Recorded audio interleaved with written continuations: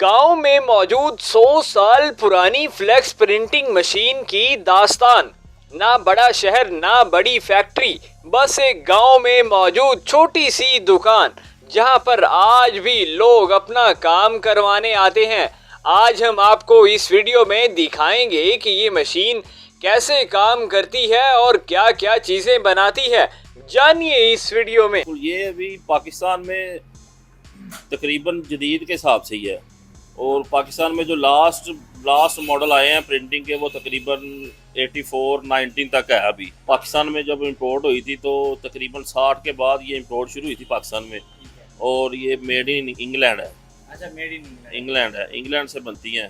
जब आप कह रहे हैं कि 60 साल पहले, तब इसकी कीमत क्या हुआ करती थी? कितना टाइम के अंदर ये प्रिंट निकाल देती है?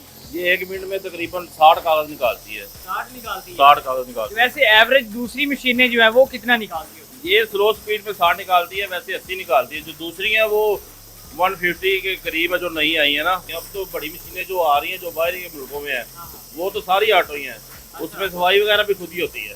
सिर्फ आदमी ने पेपर लगाना है और वो उस पर प्रिंटिंग शुरू कर देनी है। कंप्यूटराइज है सारी वो भी, लेकिन पाकिस्तान में अभी वो टेक्नोलॉजी नहीं है।